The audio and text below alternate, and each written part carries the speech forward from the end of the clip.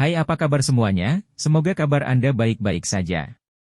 Terima kasih karena sudah memberikan support dan juga kesetiaan Anda untuk membangun channel Codot Film. Yuk kita lanjutkan alur ceritanya, sambil siapin kopi dan cemilan, setting suara volume full. Gasken. Armor api hijau. Sesosok manusia perlahan keluar dari area yang dipenuhi debu. Api berwarna hijau yang mencolok adalah hal pertama yang muncul saat panas yang tidak biasa menutupi stadion. Sosok manusia yang muncul pada dasarnya terbungkus dalam api berwarna hijau.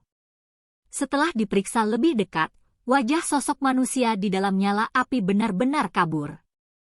Namun, dari garis besar sosok itu, orang masih bisa mengidentifikasi bahwa orang di dalam nyala api itu adalah Xiao Yan.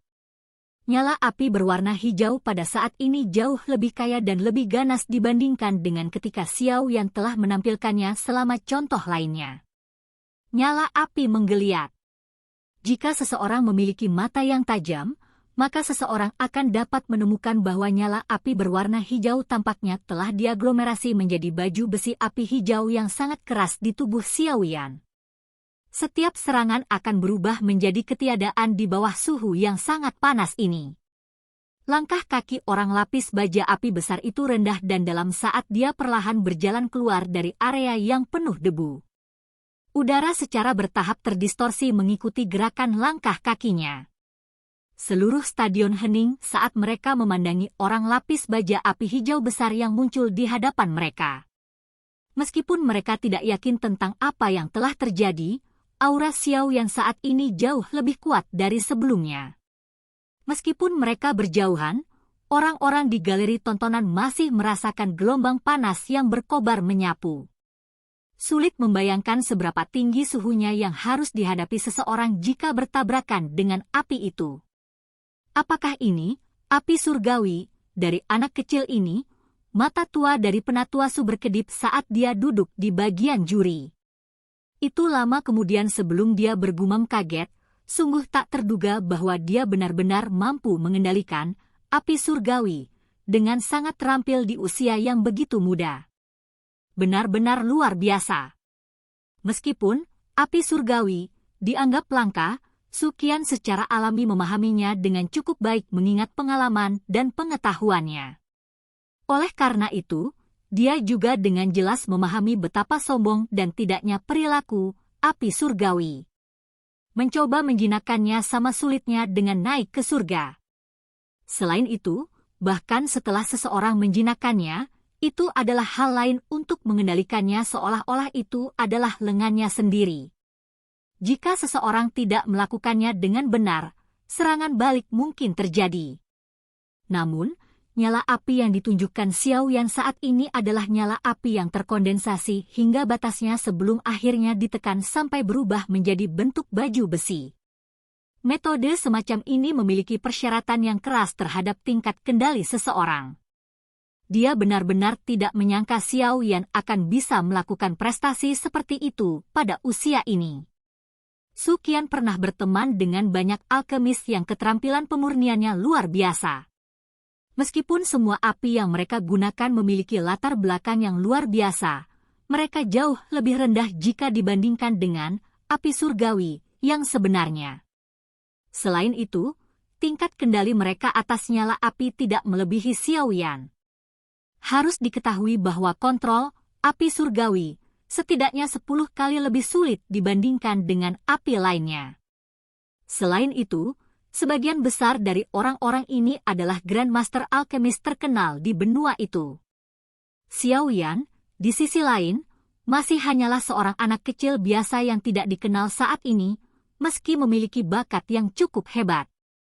Koagulasi api menjadi baju besi. Ini bisa dianggap sebagai metode pengendalian nyala api tingkat tinggi bahkan dalam teknik pengendalian api khusus dari Departemen Alkemis. Tingkat kontrol nyala yang keras yang dibutuhkan benda ini cukup untuk menyebabkan sebagian besar alkemis tidak dapat mengejarnya.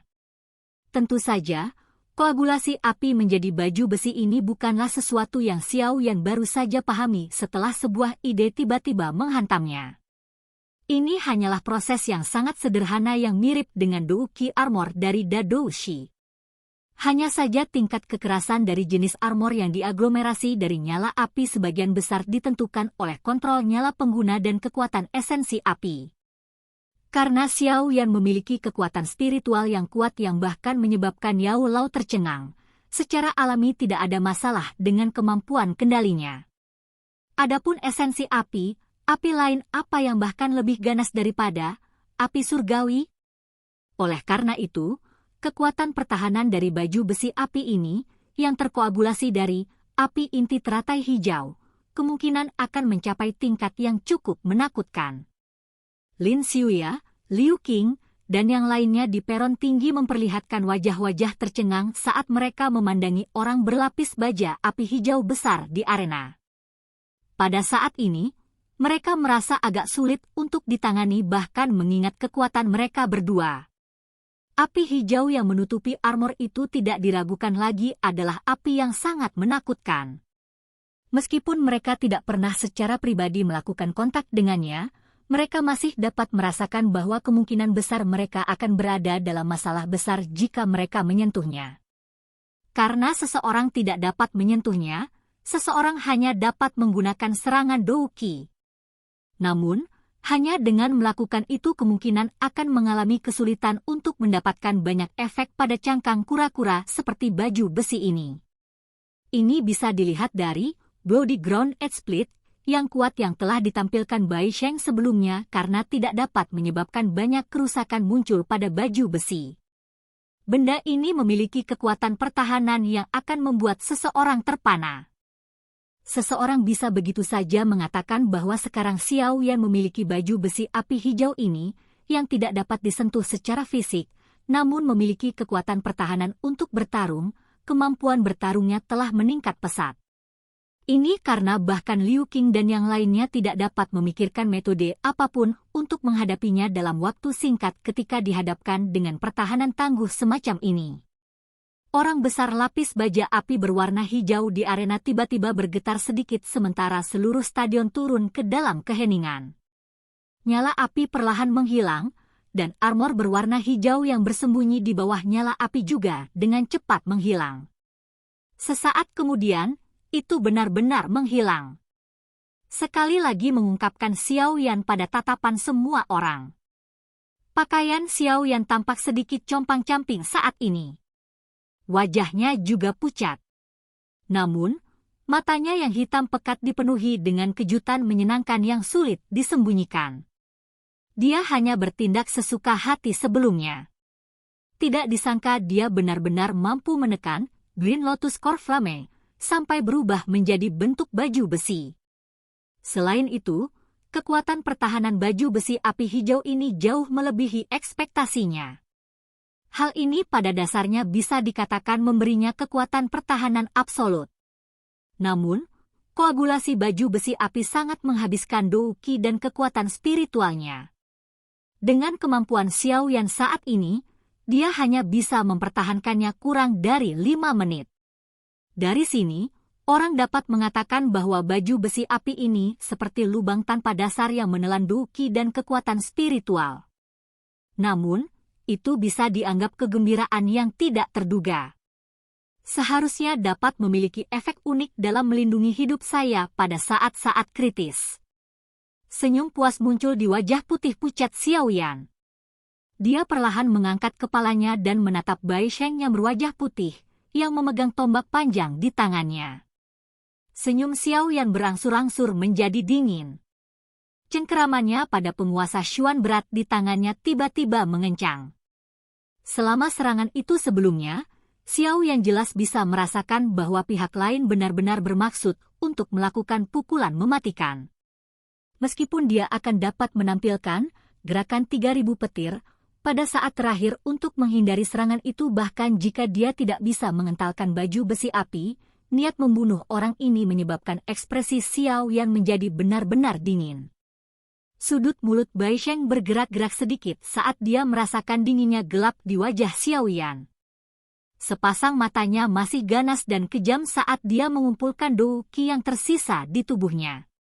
Douqi dalam tubuh Xiao Yan mengikuti rute metode Qi-nya saat beredar dengan cepat. Setelah itu, tanpa henti menyerap energi alam di sekitarnya. Saat ini, Flame Mantra hanya berada di tingkat Xuan Tengah. Namun, kecepatannya menyerap energi dan membuat Du Qi adalah sesuatu yang bahkan metode Xuan Qi tinggi lebih rendah darinya. Selain itu, dengan mengordinasikan penyempurnaan dengan api inti teratai hijau, tingkat pemulihan Du Qi dalam tubuh Xiao Yan kemungkinan adalah sesuatu yang tidak dapat dikalahkan oleh siapapun dalam kelas yang sama. Hanya jika ada celah besar antara kekuatan mereka, perbedaan mungkin terjadi. Saat mereka berdua saling berhadapan sekali lagi, atmosfer di dalam arena kembali menjadi tegang dengan perasaan pisau terhunus. Mengaum! Raungan rendah keluar dari tenggorokan Bai Sheng. Matanya mengandung sisa-sisa darah kemerahan dari sebelumnya saat tangannya mengencangkan cengkeramannya pada tombak panjang. Sesaat kemudian, tubuhnya condong ke depan. Tangannya tiba-tiba menghantam gagang tombak dengan keras. Segera, tombak panjang berwarna darah itu melayang melintasi langit seperti cahaya berdarah yang mirip dengan warna matahari terbenam, membawa suara tajam angin kencang saat melesat secara eksplosif ke arah kepala Xiao Yan. Tombak panjang berwarna darah itu dengan cepat diperbesar di mata hitam pekat itu. Tepat saat hendak masuk dalam radius 10 meter Xiao Yan, yang terakhir tiba-tiba menginjak tanah. Segera, nyala api berwarna hijau yang sangat dalam ditembakkan secara eksplosif dari jarinya. Kecepatan nyala api hijau tidak cepat. Namun, kekuatannya menyebabkan wajah seseorang terkejut. Ujung tombak berwarna darah baru saja bertabrakan dengannya ketika ujung tombak yang terbuat dari logam dengan cepat berubah menjadi bentuk cair di depan mata semua orang. Ini melepaskan suara cici saat jatuh ke tanah, meninggalkan kesan kecil di tanah. Tombak mengikuti segera setelah ujung tombak berubah menjadi logam cair sebelum akhirnya sisa tombaknya.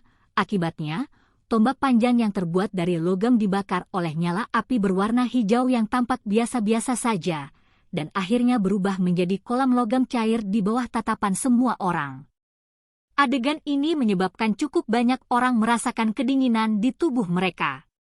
Bukankah itu akan mengakibatkan mereka bahkan tidak bisa meninggalkan abu mereka jika mereka menyentuh nyala api ini? Bai Sheng tumpul saat dia melihat tombak panjang yang telah sepenuhnya berubah menjadi logam cair kurang dari 3 meter dari wajah Xiao Yan. Tubuhnya segera mulai bergetar. Dia sudah menunjukkan semua taktiknya, tapi akhirnya bajingan di seberannya masih tidak jatuh. Mata Bai Sheng menatap tajam ke arah Xiao Yan. Ketika dia tiba-tiba menyadari bahwa mata yang terakhir gelap, mata dingin yang dipenuhi dengan niat membunuh, merinding tiba-tiba muncul di sekujur tubuhnya. Teror sekali lagi membusuk dari dalam hatinya. Bajingan ini ingin membunuhku.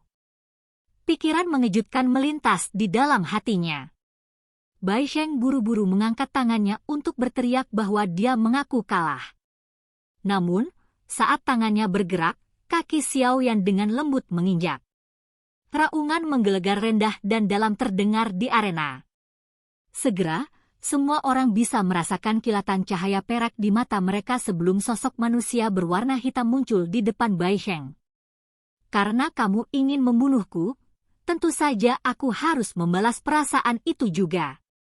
Xiao Yan membuka mulutnya dan tersenyum saat dia menatap wajah ketakutan yang berada dalam jarak dekat. Seorang wanita kejam menembak ke mata Bai Sheng, seperti mata iblis. Tubuh Xiao Yan tiba-tiba berhenti. Seluruh tubuhnya setengah inci dari tanah saat tubuhnya mengambil bentuk berputar di udara. Kelima jarinya terkatup erat saat dia meminjam kekuatan berputar tubuhnya dan menyerang tiba-tiba sambil membawa ledakan sonik yang rendah dan dalam. Ledakan oktan! Tangisan yang gelap dan dingin menyebabkan tubuh Bai Sheng menjadi kaku seketika. Tinju yang dibungkus oleh kekuatan ganas yang tak tertandingi dengan cepat diperbesar di matanya. Bang! Suara teredam rendah dan dalam tiba-tiba bergema. Seluruh penonton menatap Bai Sheng yang seperti karung pasir saat dia diseret ke tanah. Dia membentuk bekas luka dangkal yang panjangnya beberapa puluh meter di tanah yang keras sebelum dia meluncur keluar dari arena dan bertabrakan dengan dinding. Tidak ada yang tahu apakah dia hidup atau mati. Setelah itu, semua orang menoleh dan menatap pemuda berjubah hitam yang mempertahankan pendiriannya telah melayangkan pukulan. Rasa dingin tanpa sadar merembes keluar dari tulang mereka. Silahkan pergi ke. Oke guys, jangan lupa like, comment, share, and subscribe di channel Codot Film. See you next video, peace out and bye-bye.